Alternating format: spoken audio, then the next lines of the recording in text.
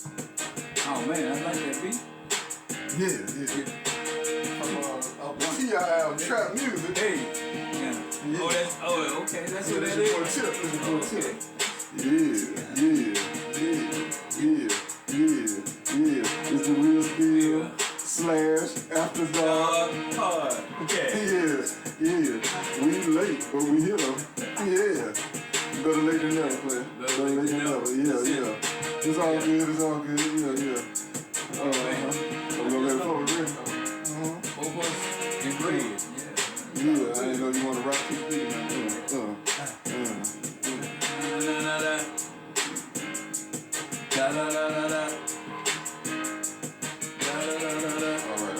Yeah. That was far away now, right there. I had to get it far away.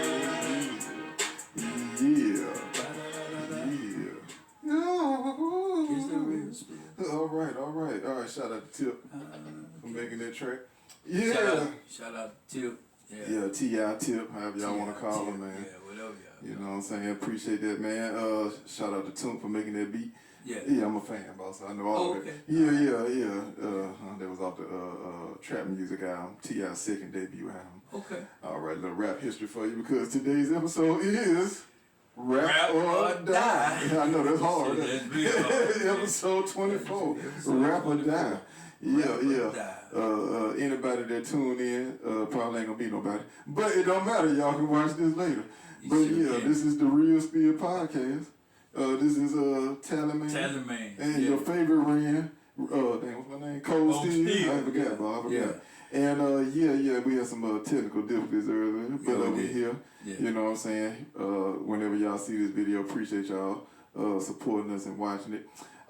Just in case anybody does tune in, the RealSpill After Dark was not scheduled this evening, but you can kind of say this is the RealSpill After Dark. So you're getting a bonus today. You get the RealSpill. We all tied together. Yeah. That's all I'm a big fan anyway. So you just getting a different version of it. Shout out to Coco. Yeah, Coco. Yeah. And, Ayo. You know what I'm saying? The RealSpill After Dark. Yeah, man. RealSpill After Dark. Yeah. Appreciate y'all, man. You know what I'm saying? Well, we know y'all with us in spirit. Yeah. That's what we know. Yeah, for sure. So we coming to you live from the Spill Cup Studios. Yes. The RealSpill podcast. Man. Right. So we're a little late, but we here though. But we here. Yeah, man. Sometimes stuff happen. I know you had an event. It is the RealSpill. Yes, I have. Yeah, so we're going to leave it at that. But I appreciate you coming through, man. Yeah, hey, man. You're a man of your word, man. So, my boy said he come regardless. Yeah.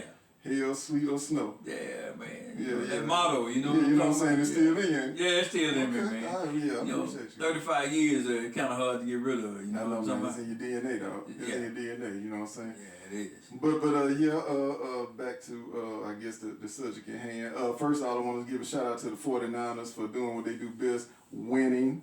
I want to give a shout out to the Atlanta Falcons, just in case anybody who does see this video and see the talents wearing this outfit. Shame on y'all. Y'all cost me money. Hey, man. You know what I'm saying? I know that's not y'all fault, but at the end of the day, come on, man. To the Panthers? Yeah. Hey, and to show my loyalty. Yeah, man. Congrats. Show my loyalty, man, that I'm not a fair weather fan. Man, yeah, I got to give my all the way back to the 70s with the Grits Blitz, man. I always been a Falcon fan, so I should have got me a bag, with the eyes cut out and put it over my head. Yeah. But you see, I'm still saying I'm a Falcon fan, man. I'm disappointed now. I'm hurt. Yeah, you should. We lost to a 1-12 team. Wow. Yeah, man, I don't even want to get on there. I mean, it's a whole nother subject, man. And them Cowboys, too. Oh, no. Did the Cowboys lose? Man, they do what they do best. They did what they do best, man. Lose to good teams. I was at the Falcons game a couple of weeks ago when they played New Orleans. Right. And we were winning. And there was a guy sitting behind us and everything. That he was a New Orleans fan. Yeah. He said, "But y'all gonna mess it up." He said, "Yeah, y'all beat us, but you know what? Y'all gonna mess it up." And he was right. Sounds like he was right, man. So a frustrated Falcon fan, but I'm still a fan, man. I'm still a non-Falcon man. Yeah. I'm still a fan, man.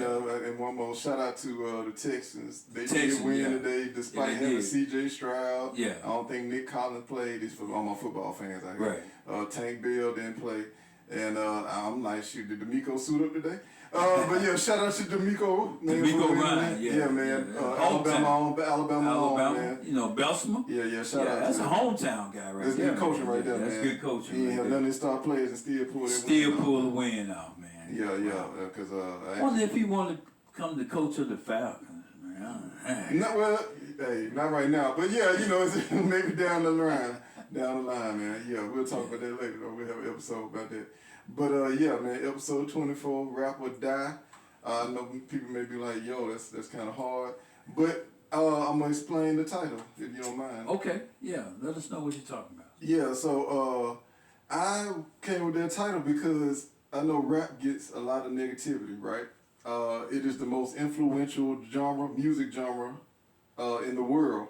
I feel like hip hop has influenced all cultures across the world.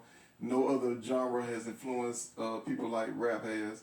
I mean, from commercials to marketing. I mean, rap is in everything's DNA nowadays. It's in the fiber. Yeah, thanks. It's in our fiber. Right. Yeah. So I just look at it like this: if it wasn't for rap, you know, and I'm just focusing on our community, you know, as African Americans, blacks, however you want to label us.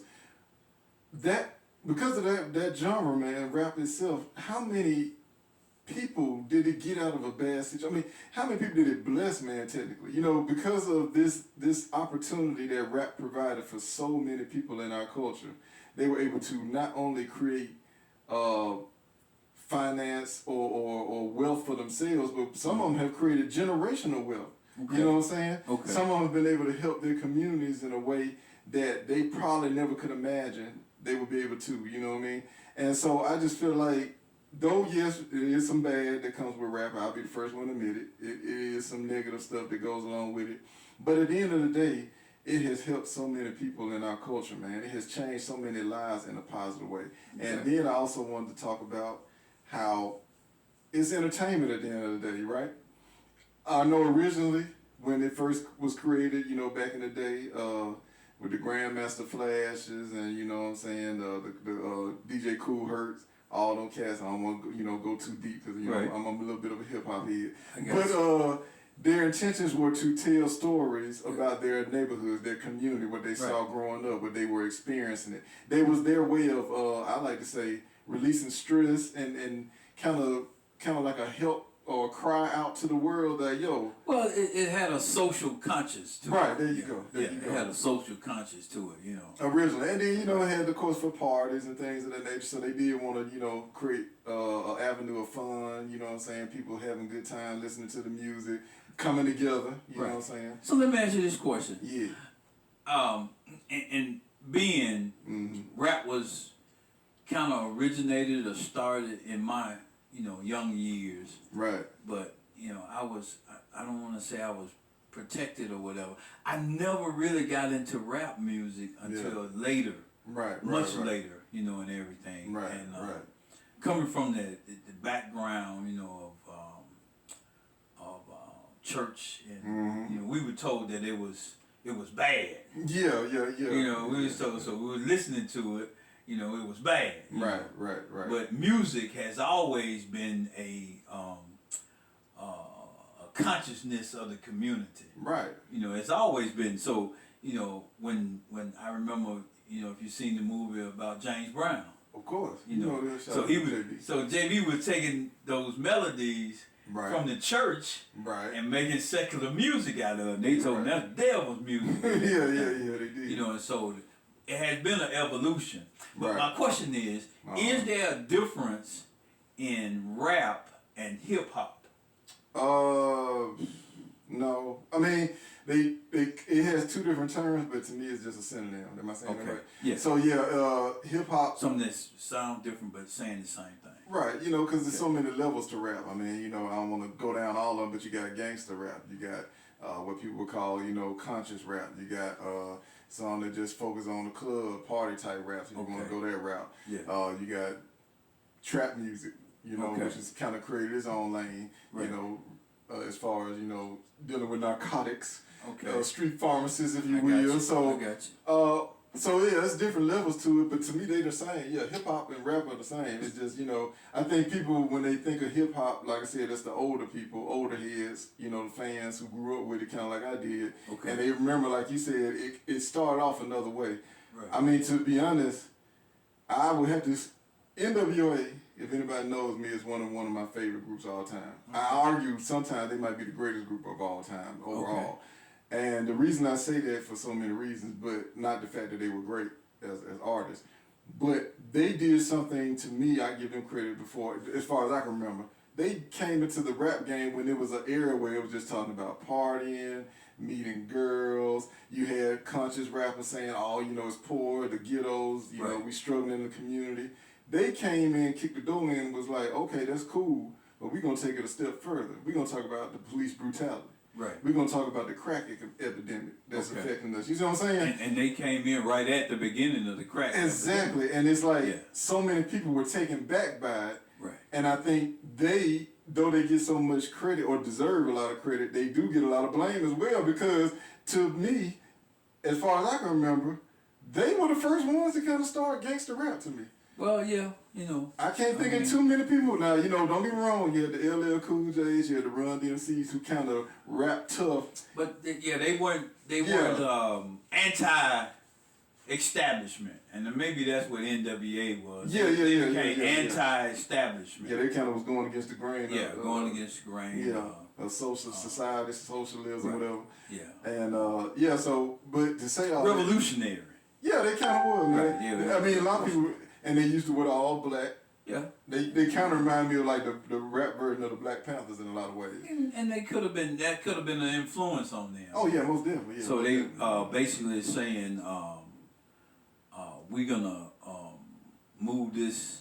We're not gonna turn the other cheek. We're gonna fight back. Right. And we're not gonna bite our tongue about what we're saying and how we feel. And because of the First Amendment, you know.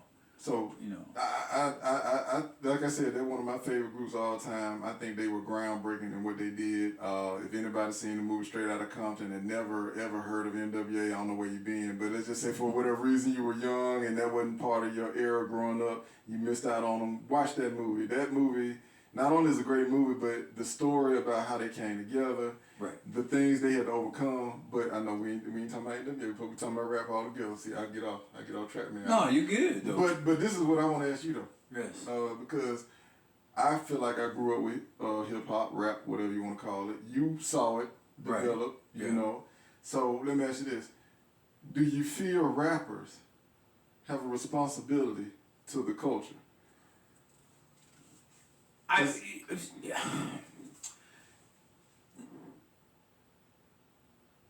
think that with any genre of music or even watching a movie, come on with it. We have to realize that they are playing a role. Okay, I like that. They're playing a role. But here's the thing. A mature person can maybe understand that. Right. But a young mind, which is the most impressionable mind, because it hadn't been developed and they don't, they can't rationale some things. Right. So it's kind of like a catch-22 because the rap music basically was for the young. Right. It's for the young. And so if they're seeing this and these from the rap music, from what they're talking about to the videos, and it's portraying this picture, because when we think about NWA, as you say NWA, I mean they came off as gangsters, but really they weren't. No. They grew up in some harsh neighborhoods. They grew up in the hood like all of us. Easy might have been that. Well, Easy might have been the one that was in the streets, but the rest of them, they weren't in the streets. No, they were just trying to get by. I mean, they were just, and so, but my point is that even now, music and movies and it's what the media puts out. Right. But this is what I think Confucius said this. So he's Chinese. Yeah, he said, he that controls the mind controls the person. True. So, you know, and what you just asked, you know, because they had First Amendment rights, you know, it's freedom of speech, you know, and everything. So, but do we have a responsibility of what we putting out there? Or do we say, well, I'm going to put this out there for entertainment purposes only, but now it's left up to you parents, because it's coming back to the parents, for you to check your children and what they're listening to. And what they're being influenced by. Okay. I heard this, and I might be off a little bit. You know, it says, the Bible says, train up a child in the way that it should go. And when it become older, it won't depart from it. But it says that what happened to us is we stop training and we just start raising. And so with us raising, and then we might have said, parents might have said, well, I'm not going to raise my children like I was raised. This strict discipline and all of this, and the training. So we got away from training them. So what happened was the media started training them. And so, and the media is about making money. And so they go with what's popular and what's gonna, you know, get the most views and what's gonna get the advertisers, and so it's making the money and everything. So, but then who's behind that? So we talking about the rappers and everything, but who are these companies that producing this stuff? Putting the money behind it. Putting the money behind it, that's making the money off of it. And do they care about the social consciousness of it? No. Or are they just trying to make a dollar? They're just trying to make a dollar, really. And so that's the thing that I think, you know, I don't think that rap, because when you was talking about rap, so I guess rap can be the overall category, but you got all kind that come off of the hip hop, you know, drill, you say, party music, trap music, and all these different genres that comes off of it, just like you got with any other music, you know, and everything. You got soul, you got R&B, you got country western, you got all these different genres of music, and so rap just has its own categories. But the thing is that who's responsible for what's being put out? I mean, well, I look at it like this. So I look at rap now. Of course, when I was younger, and like you said, I was impressionable. I did not know any better at the time because I was assuming what I saw on the videos and hearing what they were saying in their lyrics was true. You know, I'm thinking they were actually going out doing this stuff and doing that. And then, of course, as you get older and you start living, as they say, and you realize, okay, how could they do all that but they on tour? How could they be doing this and doing that and, you know, never get caught? You know what I mean? Exactly. So, you know, common sense kick in, but as a child, you know, you just enjoying the music and buying into it. And like you said, the music has so much control over a young mind. So at first, I felt like, you know, that's what they were doing. So in looking at it from a child perspective, parents may say, okay, you know what, the music y'all putting out and the things that y'all are saying, it may cause my child to stray or go down a path that I don't want them to go down. But like you said, that falls back on the parents. Right. You can't blame the world, in a sense, for what it produces. You know, all you can do is try to train your children and yourself to not partake in it. You know, because the world going to do what it's going to do, the way I look at it. And I agree with you, but then again, before we even get to the lyrics of the music, it's the beat. The beat, that's what captivates you more than anything. And that's with all music. I mean, you know, the rap music probably captivates the young mind, but any kind of music, you know, if you want to relax or whatever, you want to listen to you looking for something that helps you to move in that you want to move in. So before we even get to the lyrics of it, it's the beat. The beat catches you first. The beat catches you first because it's a rhythm to everything. You know, even in us as people, there's a rhythm to it because when you want to, you work out. So in your workout, if you want something that pumps you up, you're not gonna go get some country western. You know what I'm saying? So you're gonna go get something that's gonna get you alive and get you pumped up and get you going. So it's the beat, it's the rhythm of the music. And you know, somebody captivated that in the rap game, and I guess in all music, you know, and that's why it's appealing to young people. Oh yeah, yeah. You know, because the beat appeals. You know, sometimes, you know, I used to say this, and I even say it now with the rap that's out there. I can't understand what they saying. Yeah, it's horrible now. Yeah, I can't understand. And I ain't trying to insult anybody. I mean, you know, times change, music change, I get it, but yeah, it's terrible now. I mean, like I said, the reason I say it's terrible now is because, like I said, I came up with rap or hip hop, however you want to label it. So, like you said, yes, the beat was. Well, see, actually, you know what? When I came up, the beat was important. I'm not gonna say it wasn't, but it was really strong. Lyrics was all about it. That was the more like it was more about the lyrics than the beat back in the 80s and 90s to me. But the beat is what got you to listen to the lyrics. Catch your attention, right? It caught in most cases. Yeah. But I'm telling you, like, it's in the 80s, the LLs, the Run DMCs, not to go all deep down the rabbit hole, they would start off a song without the beat. If you remember, someone would just start rapping first and then the beat would come in. Yeah. Because they wanted to... You to get to listen to what they were saying. Right. And then a lot of them would turn the beat off. Right. During the rap song to get you to focus on what they were saying. Right.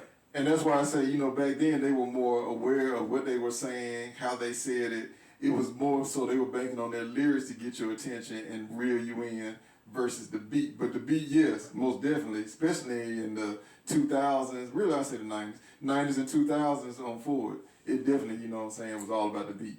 Because people got away from the lyrics and they realized, okay, when they hear a song or hear a sound, it makes them react a certain way. And that's what draws them into the music, and that's what sells. Because people don't really care so much about the lyric. They just want something they can, you know, bounce to, jump to, like you said, work out to, ride to, whatever. So I've seen it morph into, you know what I'm saying, so many different levels and different phases. It's like now, you know, still some of the DNA is in there, but it's only a few rappers out there now that really care about the lyrics. Most of them doing this mumble rap. I hate to sound like an old man.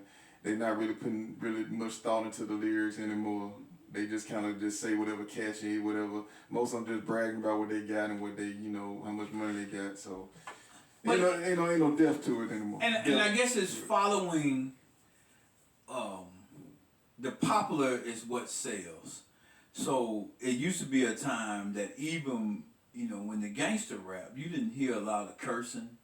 Mm-hmm. You know, you didn't hear a lot of, but now, you know, it seems like we have these catchwords, you know, that's gonna draw somebody in. Oh, you know? Yeah. And then it just seems like, you know, just like with any other music, not just rap, you know, we're not just to pick on rap, right. But even with R&B music now, it used to be. Oh, R&B is dead now. Yeah, it used to be a time when, you know, it talked about, it gave you an imagination.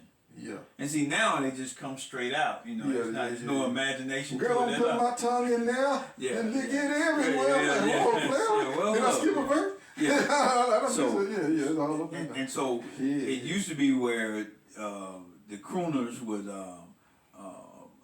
talk about love and talk about, you know, situations and everything. Now it just don't went straight to the bedroom. And everything. There ain't no foreplay. And then and you got people now, you know, like some rappers, you know, female rappers, like, you know, it's no respect. Yeah, be careful. And I think that's the whole thing that even in our society, it seems like we've gotten to the point where nobody respects anything no more.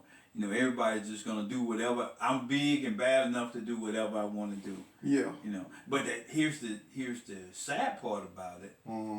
It's the companies wouldn't be producing it if it wasn't selling. Exactly. You know, so it's selling, but you gotta give people what they want, as they say, right? And you know, and that's what they're saying. But has it torn down our moral fiber? You know, has it torn down our fiber where, you know, anything goes? I mean, anywhere. And like nothing's sacred anymore. And like I said, you know, rap is like it's like well, I won't say a double-edged sword, but I look at it two different ways. I like it for the fact that it has created so many young black millionaires, men and women, you know, right. And not even the rappers themselves, the labels who have put out the rap music and the rappers, the entertainers, you know, because there's a lot of black labels out there, independent labels that's doing their thing, generating this wealth for their families and communities. So it's a blessing in that regard, but yes, in a lot of ways it has And like I said, I can't really blame them necessarily. I can point the finger and say, well, a lot of this probably won't be happening if y'all didn't do this. But it's not really their fault because it's up to, like you said, the parents or whoever the guardians or whoever is, right. They're looking after these young minds to say, hey, this is just entertainment. Right.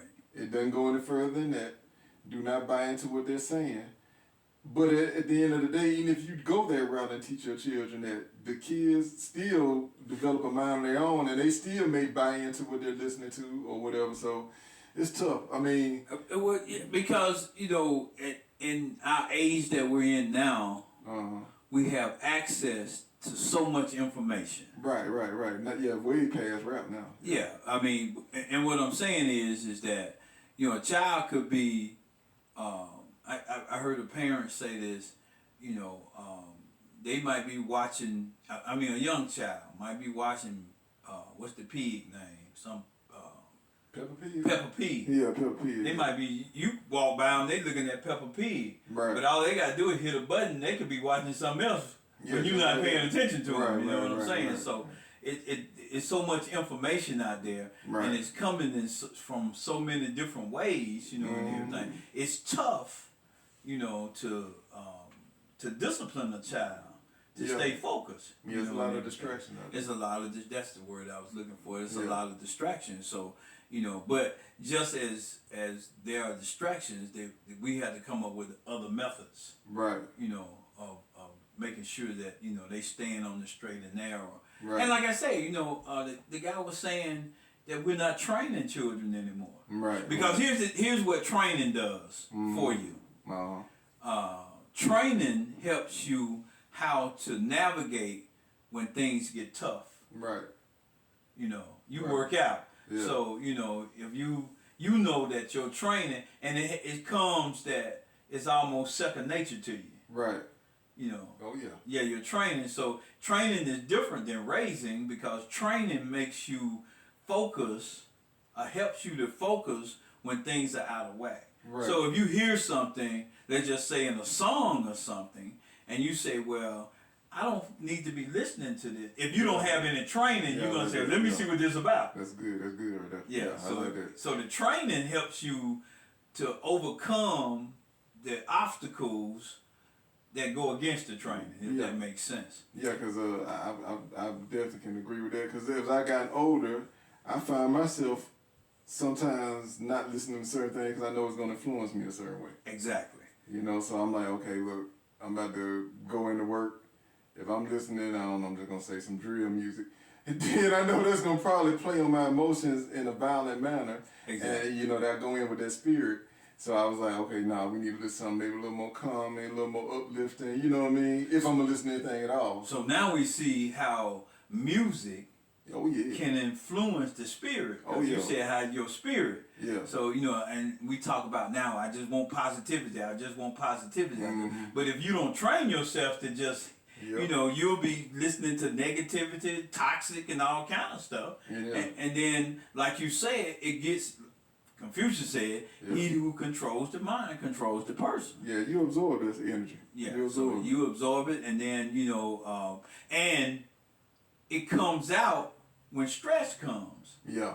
You know, because stress, the thing about stress is all of us have stresses, but it's how discipline comes to teach us how to handle the stress. Right. And if you don't have no training, then you're just going to go off of your emotions. Yeah, you're just going to react. You're going to react. I tell people now, you know, learn how to not react, but think of a response. Process the whole thing. Yeah. And if you don't have training in that, because that happens in a split second. Yeah. So when that stress comes, your training will kick in and say, I don't need to speak to this. I don't need to react to this way. And I think when we don't have training, the music then becomes what you react to, how you react. It's like your go-to. It's your go-to. Yeah, it's your first reaction. Because you, like you said, it's in you. It's in your DNA. It's in your DNA. You haven't trained yourself any other way. Exactly. So, how to, what I saw was, it was saying, okay, so why do, when a policeman shoots, why don't he try to shoot a person in the leg? Oh yeah. Try to shoot him in the arm or something. That's not his training. Yeah, training is center mass. His training is center mass. Yeah. You know, and it's second nature to him. It's second nature to it. And so when he comes under stress, his first reaction is to go to his training. Right. And so if he feels threatened, his training is center mass. And if you don't know what center mass is, it's right here down to your groin area, back up to your chest, right at your throat. You know, so he's trying to hit you somewhere in that area because that's where your vital organs are.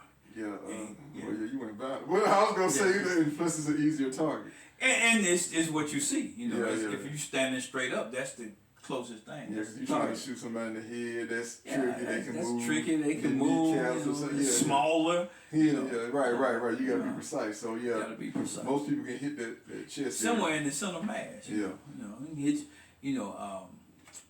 and I go to the range sometime, and one of my friends is a police officer, and I'm like, man, I ain't doing good. He said, all your hits are inside the center mass. He said, so you hit them anywhere in there. You trying to hit them in the heart, but he said you hit them anywhere in there. You know, and so but that's training. Right. And you know, and so if you don't train yourself, and that's in what we hear, what comes in, you know, and everything, because we're gonna react in times of stress. We're gonna react to how we've been trained. So well, let me ask you this then. As far as the rap music goes, do you feel? Let me ask you this: why is it that rap music is the only entertainment genre that gets judged differently? And I'm gonna give you an example. For example, a lot of these RICO cases going on. If you with Young Thug, Gunna got off. But I got my own opinion on that. But anyway, but all these RICO cases and in the past, you know, lawyers, DAs or whatever, have used rappers' lyrics against them to try to convict them, to kind of create this scenario that, this is the lifestyle they live. They're actually out there doing it. When a lot of those rappers weren't doing it, like you said, they might have grew up in that environment and they were just talking or speaking on what they saw. And they might have put themselves in that place of what they were seeing around them, but not actually doing it. But like I said, it's entertainment, right? They're making music. Right. So you look at rock and roll, where, you know, I don't want to call out any groups, but I know rock and roll, some bands have talked about doing drugs, having sex, a lot of same stuff rappers talk about, drinking, partying, doing whatever, you know, womanizing, all that stuff. But why is it that you feel they don't get criticized as much like rappers do? Well, you know, I think they did get criticized. You think so? I think so. I think they did in those circles. But I understand your question, and it may have a racial component to it. Oh, that's what I'm waiting on right there. Yeah, it may have. So I'm not gonna disallow that it doesn't have a racial component to it. Right. But here again, I don't think nobody has ever been convicted off of what they said. I think there has to be some kind of evidence of the actions behind that. And what they're doing is they just taking their words that they've said and say, okay, yeah, they singing this in a song, but we got evidence that they done this in real life. Right. Yeah, so, you know, and really, when you think about it, because of the society we live in, and I don't know these terms and everything, but they really tell on themselves. Some of them do, I agree. Some of them do. They've gotten that they are justified or they are elevated by them talking about something that they've done that's against the law. Right. And so I just gotta tell, cause I need you to know. Cause we live in this society now. I need you to know. Yeah, everybody want to get this. I don't say approval, but they want to come off as like, okay, I'm the truth. Yeah, I'm the truth. I'm certified. Yeah, I'm for real. Yeah, I'm certified. Like, I don't just talk about it. I'm being about it. Yeah, but when you out there actually doing it, and then you come tell it in your music, right? And that's what these DAs are saying. But I don't think they're convicting them just off of what they're saying. They got evidence of this stuff going on. So do you think the lyrics though lead them into investigating them sometimes though? Yes. I think they're telling on themselves. And then they go digging and find out. They go find out, well, okay, yeah. And we live in a society now where you could be anywhere and your picture could be taken 1,000 times. Right. Yeah. So, I don't think that they could go into court and say, okay, his rap lyrics saying I killed him and this the money I got off of him and all this stuff. Right. He's saying that in the lyric, but when they go investigate it, they gotta have some kind of hard evidence. Because that's hearsay what he's saying. Right. But they actually doing these things, and they're going back and singing about it. Okay. I mean, you might have a point. I mean, I've seen cases like I said, the situation with the Young Thug case. That's how they supposedly. That's how they called him. Right. But I know, yeah, he is accused of doing something. What's his other guy, man? I hear him talk about him all the time. I think he out of Chicago. Was it King Von? Yeah, he died. And then he went back and pulled his lyrics. And stuff and everything. And he actually, I guess, detailed in one of the songs of okay, I get what you're saying. But that's true. I mean. So they're doing the work of the investigators. Right. So then, and I don't know this for sure, but I'm pretty sure the investigators, first thing they go do is say, okay, this a rapper? Let's go look at his lyrics. Okay. Let's start right there. So, do you think that's fair though? If you're telling on yourself, yes, it's fair. Because but you say only if you committed a crime. Because I'm pretty sure if what they call that, capping. If you're talking about something you didn't do it, you're lying about it. Right. Okay, so if you didn't do it, they're gonna say, well, and that's what had. But see, here's the influence because some of them have actually done that work. Right. But some of them are talking about it, but they haven't done that work. But they impressing the young mind that they have done that work. Right. That they this gangster, but they really not this gangster. Right. They just talking about it in the studio. Right. And maybe the conversation should be reality versus acting. Right. And everything. So, but to the young mind, because I don't have no statistics, but I'm pretty sure if there was some studies being done, some of all of this killing that goes on in our neighborhoods, and sometimes they're about young people, very young people. Oh yeah. Because their mind has not developed for them to have a rationale. Right. That if I shoot this guy, because I'm reacting off of something. Right. And I shoot this guy, and he dies, he dead. Yeah. He ain't coming back. No, he not. He took him. He gone. It's not a reset button on that. No. So their minds have not developed enough for them to understand that, but this is what they're hearing all the time. Right. In the music. Right.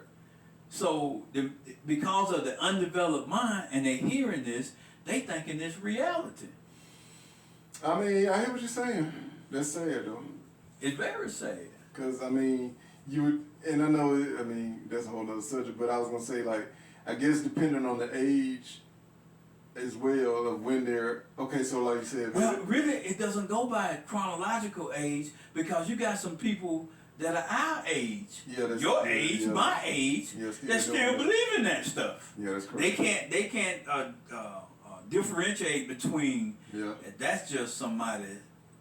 Them videos ain't real. Yeah, they just talking. That's not their car. Yeah. They rented that car. Right, that's not their house. No. Yeah, and they ain't having parties every night, and everything. All of that stuff. So they don't know Escobar. They don't know Escobar. They ain't flying keys. No, they ain't none of that stuff. None of that. They ain't riding in helicopters, bringing it in. Some of them are. But not all of them, but not all of them. But that's my point, though. There's so many people out there saying that they are. Yeah, but they not. But if the people's mind had not just say, well, it's just like you going to watch a movie. Yeah, that's why I say to me it's entertainment. It's entertainment, but some people think it's real life. Yeah, and that's why I was saying it's like, to me, it's a blessing because like I said, I remember talking to people and I was like, okay, well, if you look at some of these NBA players, right, or football, NFL, and I'm like, most of the sport is black, right? Right. Okay, so I hear how some people compare it to slavery and this, that, and the other. I'm like,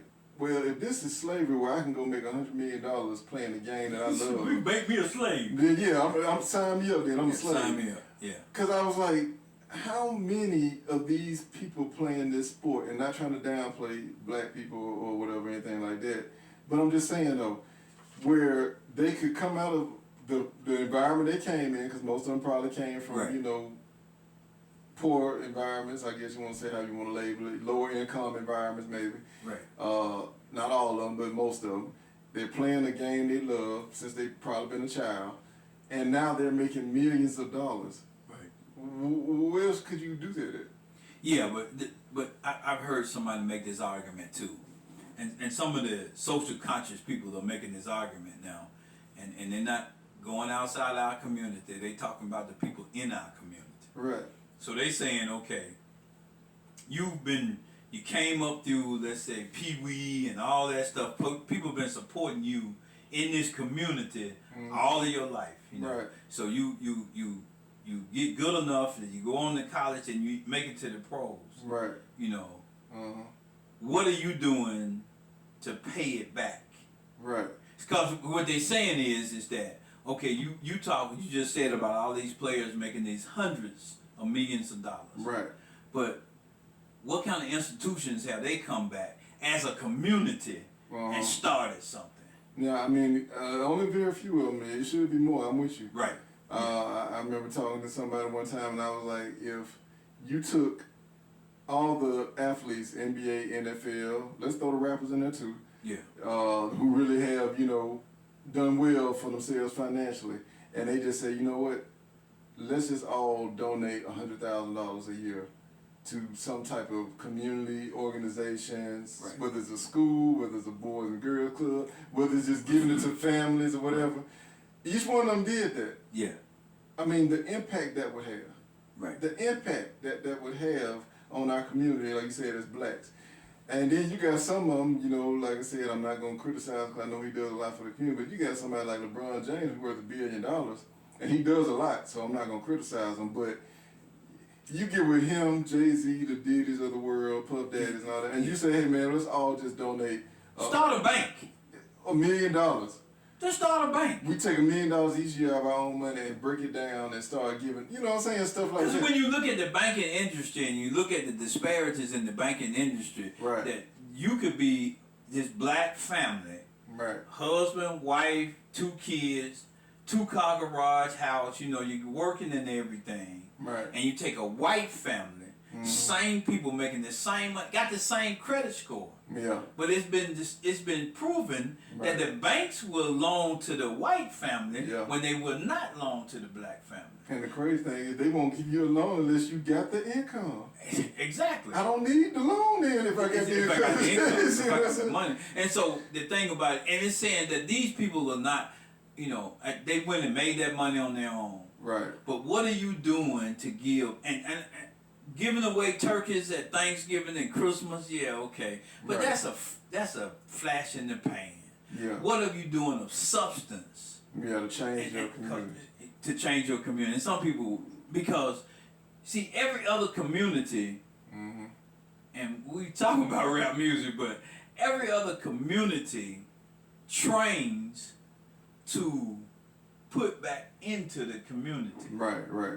Every other race of people, whatever they are. But here's the thing, and I'm getting into something that we're going to talk about in the coming year.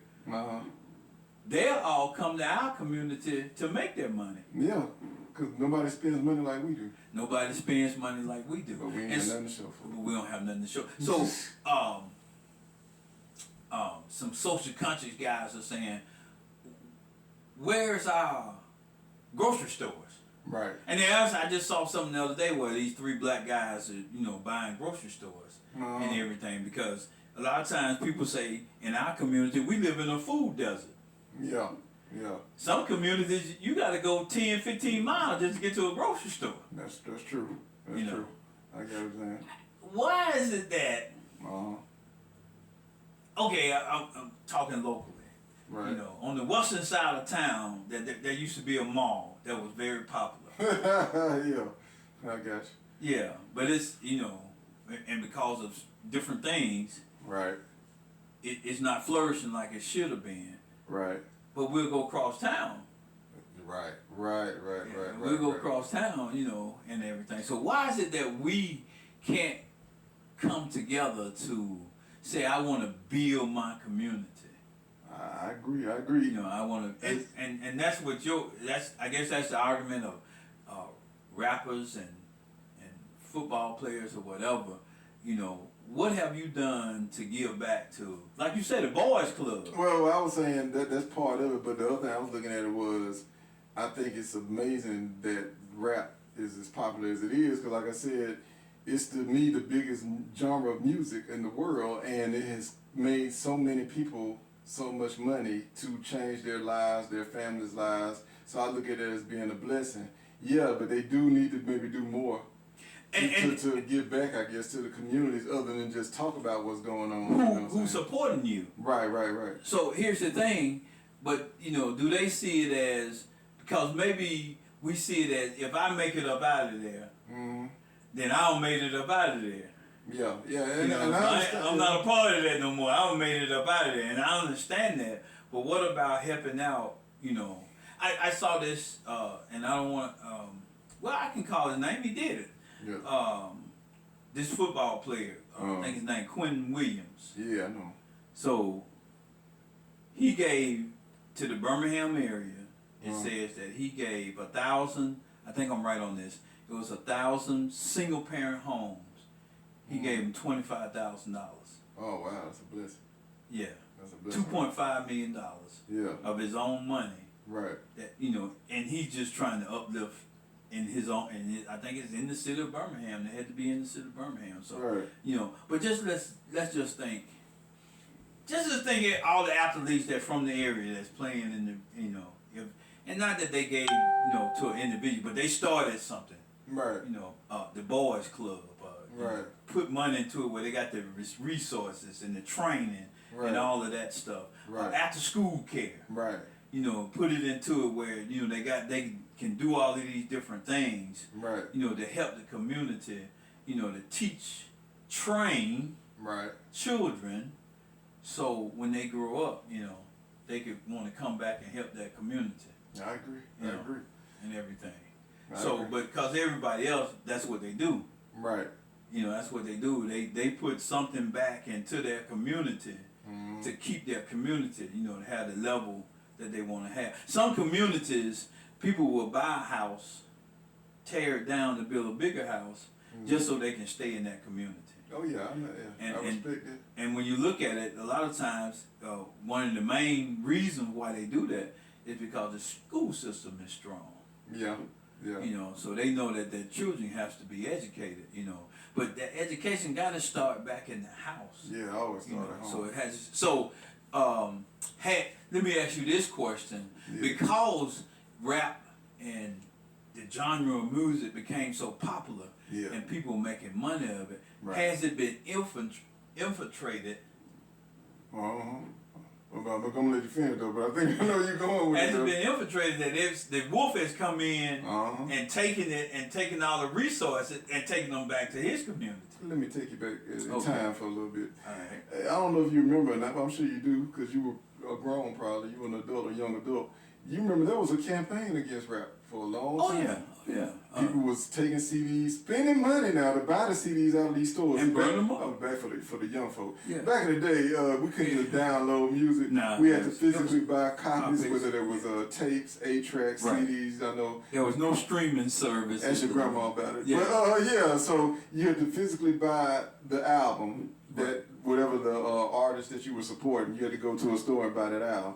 Right. Later on, bootlegging came out, but that's a whole different story. But long story short, what I'm trying to say is, they used to spend their hard-earned money, churches, community activists, whatever the case may be, buying these CDs and crush them and step on them and burn them to send a message to the rapper saying that, yo, we don't want it. We don't want our children to. We don't want it in our communities.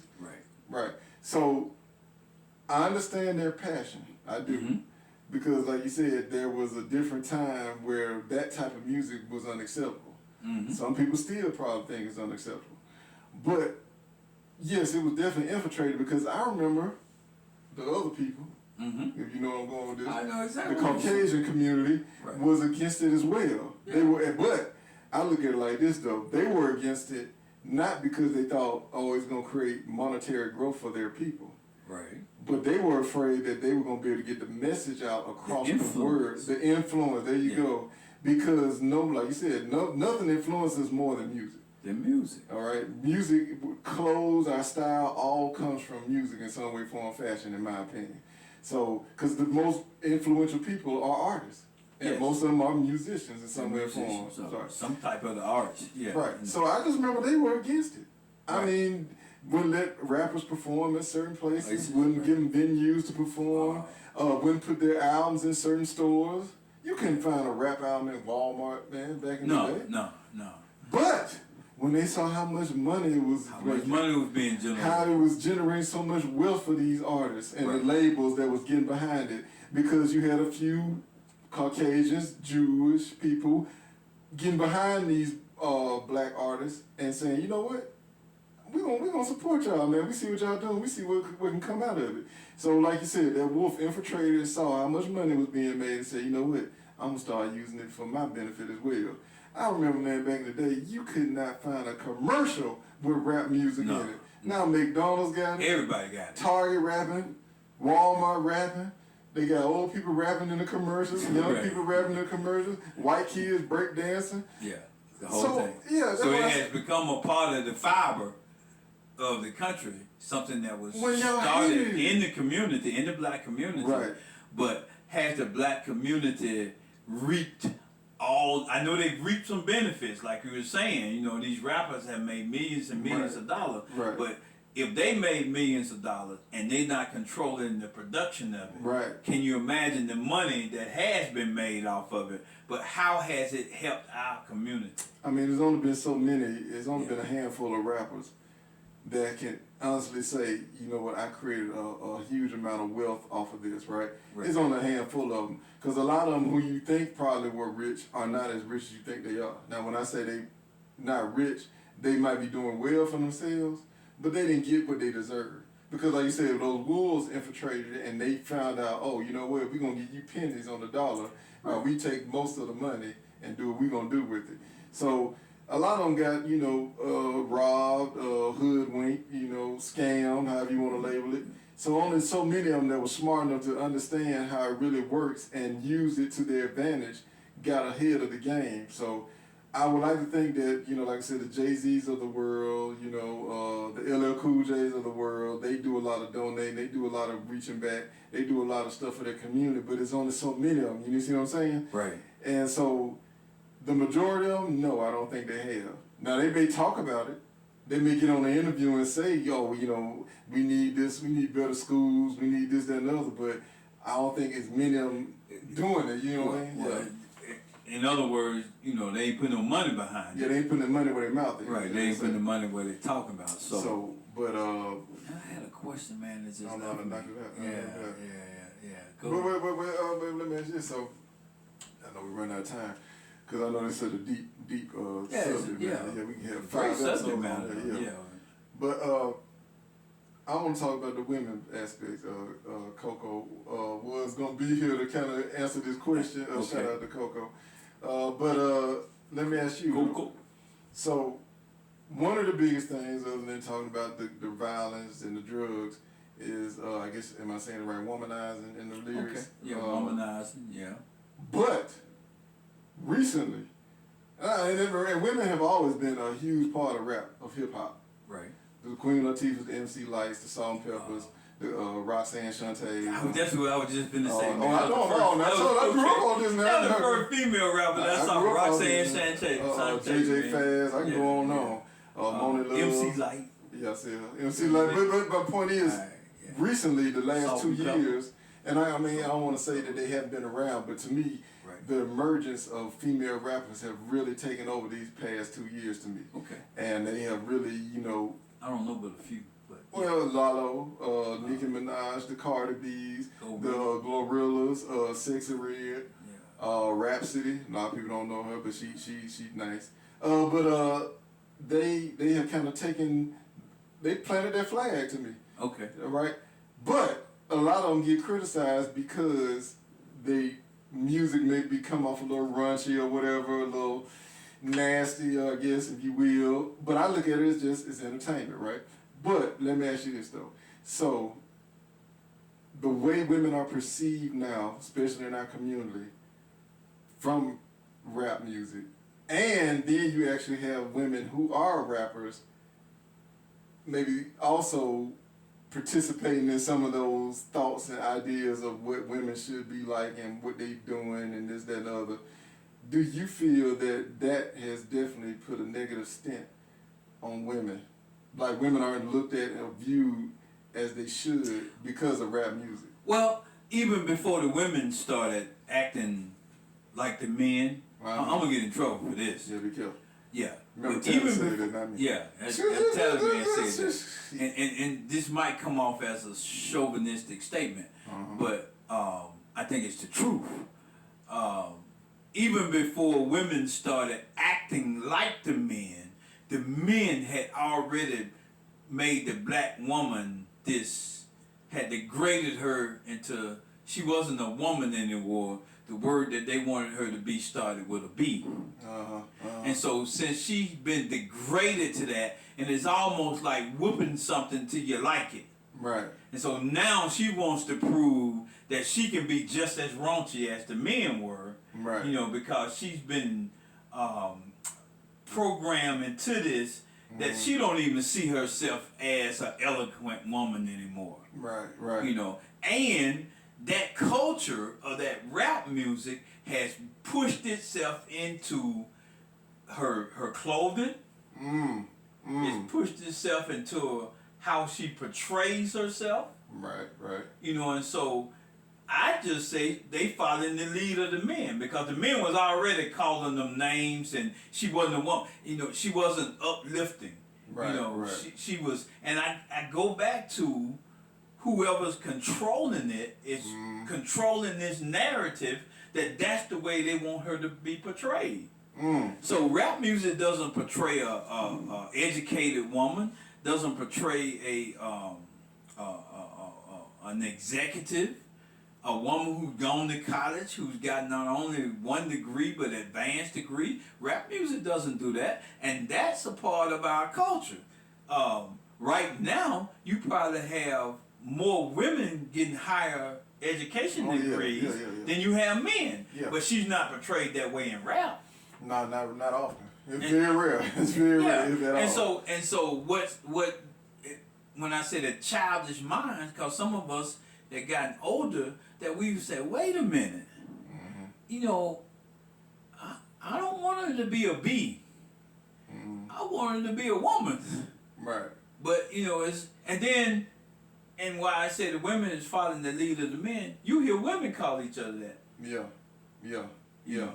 I mean, I'm with you. Yeah, they hear you. So there's a lot of people to blame, you know. Yeah. So I think they're following the lead of the men, and they're saying they come to the conclusion that, well, they got popular from doing it, right. So I'm gonna do it too. I'm gonna talk about the same. I'm gonna talk, and not just in rap, but you can look at other things that quote unquote had been men things, or what men control. Yeah. And when women get involved in it, they want to be just, instead of them just being a woman, right, and walking in that themselves, they want to prove that they can do it just like the man can do it. Yeah. You know, and so it becomes them in a competition with the man. Yeah. You know, and then there it is again, breaking down our community. Right. Causes division. It causes division because our community can only be as strong as our families. Yeah. That's the way I see it right there. Yeah, and the family was designed to be a man and a woman. That was the design of the family. Yeah. You know, so, and when that comes, he said the two shall become one.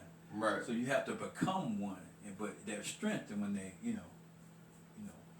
Actually, it said that a three-stranded cord cannot be broken. You look like my sex education teacher. Okay, but I did that. The man and the woman come together. It's a bit of a thing. Yeah, first they like this. Yeah, but when they together in other words, they knew each other. Shout out to Coach Gibbs.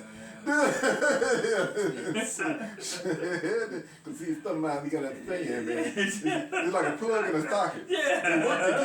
They work together. They work together. They fit. Because it's natural. It's natural. But in the socket, two females won't come together. All right, now you get deep, man. You get deep. Gotta be a male and a female for it to come together.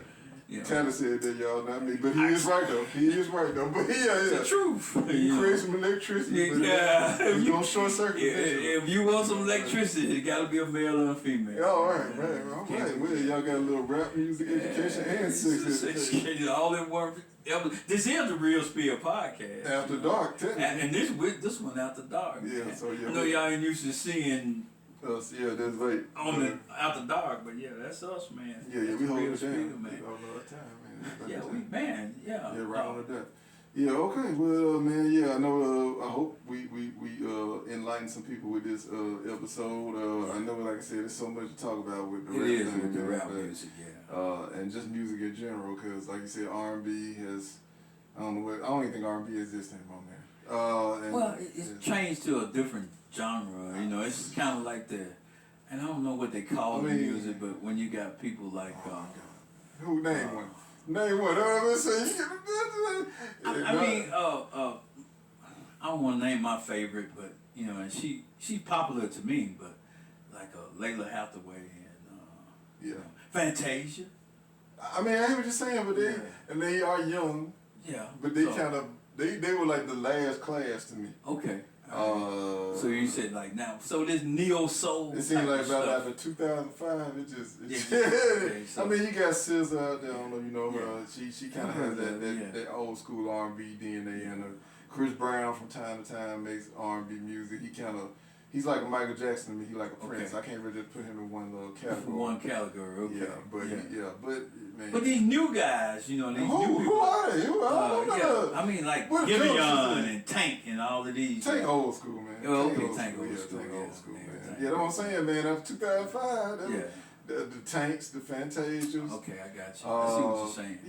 That's it. Yeah, it's like. But you know, it just like with rap. We need to do an episode on that. Yeah, what happened to R&B? What happened to I think it's still out there. I think it's just it has evolved just like rap music has.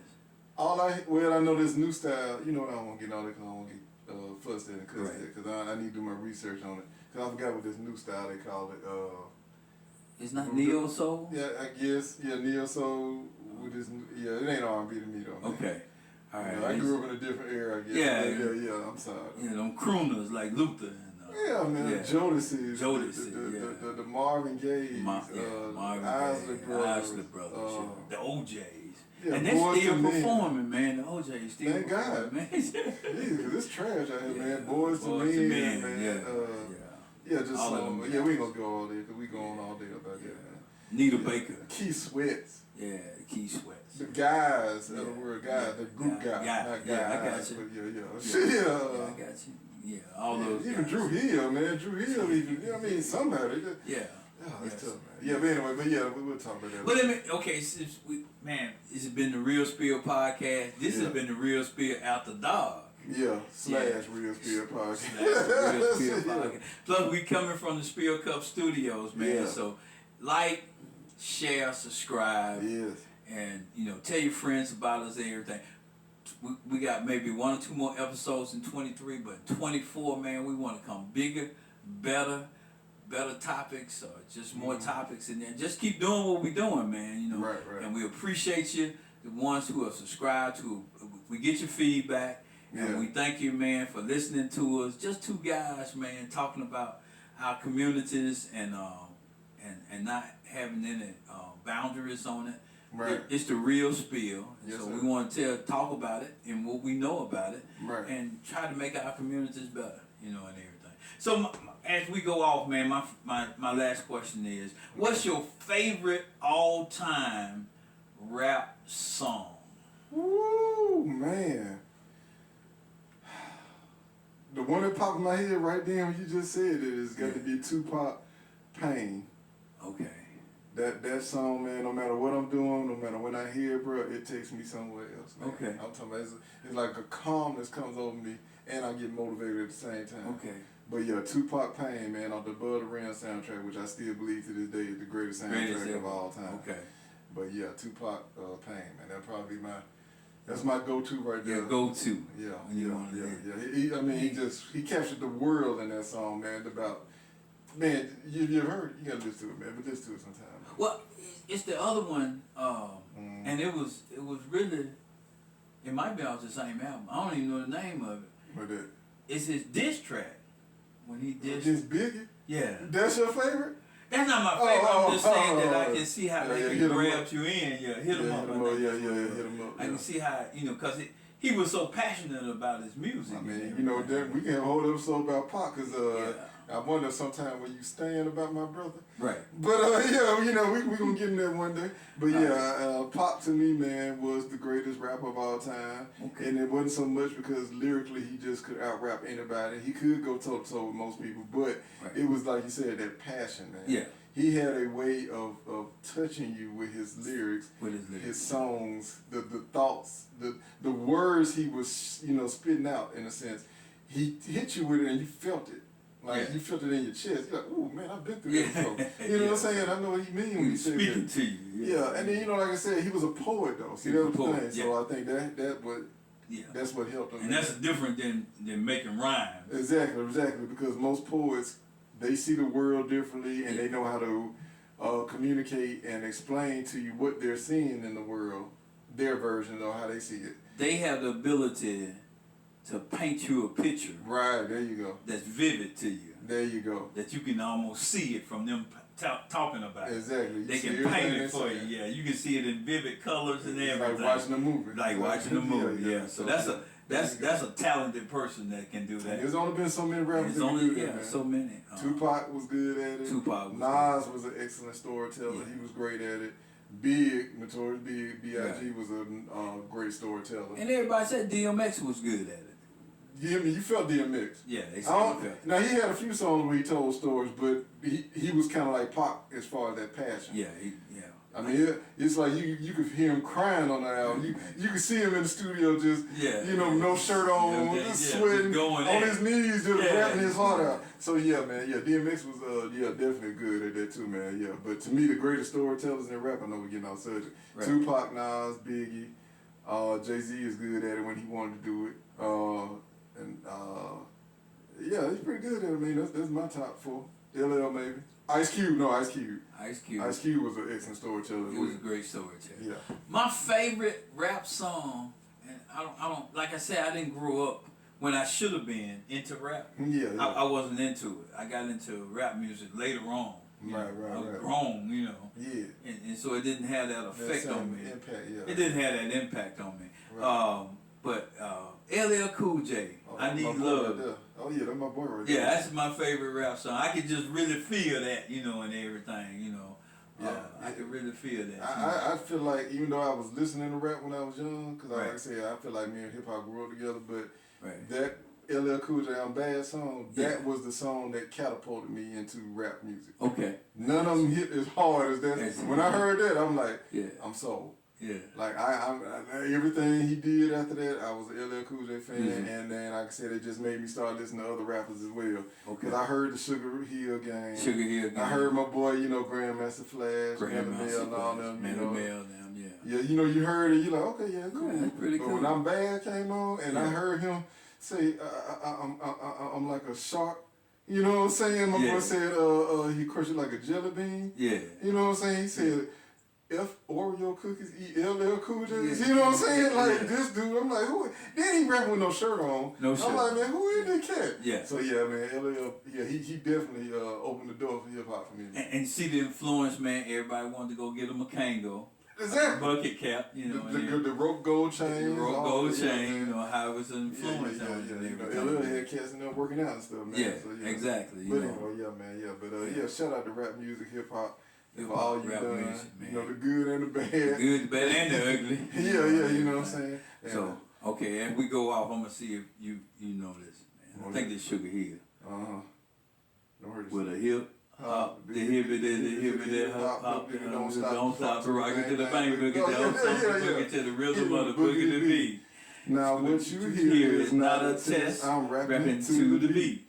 It's me and 3 other dudes. Yeah, okay, you get it. I am Wonder Mike, and I like to say hello. Yeah, to the white, to the black, the brown, and the red, the yellow, and purple. Yeah, something like that. Yeah. But I know what you're talking about. Yeah, I know what you're talking about. Man, it's been the Real Spill podcast, you know, from the Spill Cup Studios. I'm Talent Man. And I'm your favorite Rain, Cold Steel. Man, we glad y'all tune in, listen to us, man. Remember to hit that like button, subscribe, share this with your friends, man, and everything. Thank you, man. We coming, couple more episodes coming to the end of 23.